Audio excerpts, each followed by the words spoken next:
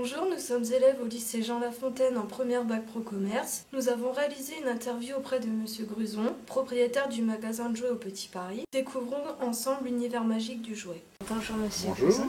Nous allons vous poser quelques questions sur votre magasin. Oui. Donc tout d'abord sur la présentation du magasin.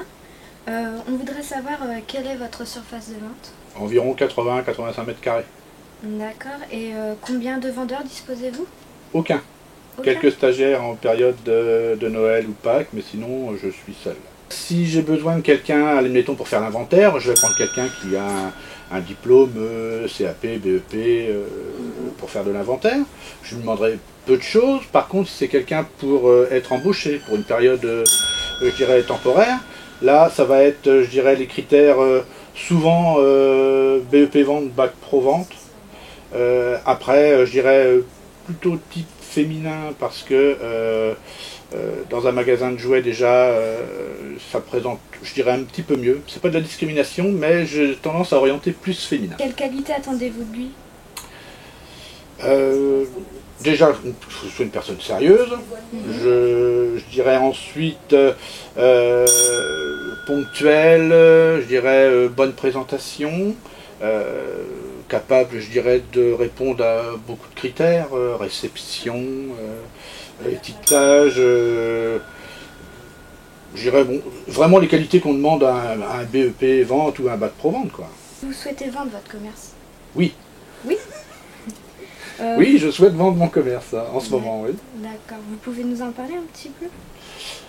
De la vente de mon commerce? Oui. Ah, c'est compliqué.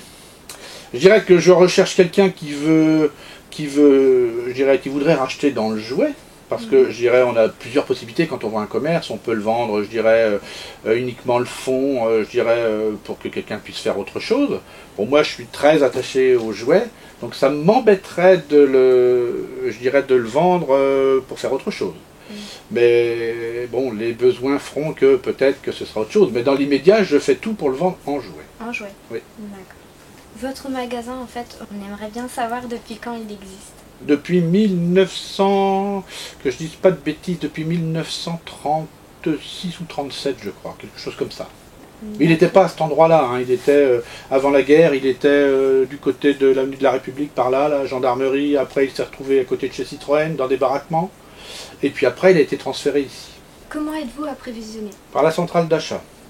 Donc, centrale d'achat et autres fournisseurs. Puisqu'on travaille aussi en direct chez Lego, chez Playmobil, chez Ravensburger, dans la maquette, dans tout ce qui est collection. Donc là, je dirais, on va plus travailler en direct. Centrale d'achat, on achète à l'unité. Ils font toutes les marques, mais c'est plus intéressant d'aller acheter en direct. Déjà, on a des remises supplémentaires que l'on n'a pas en centrale d'achat.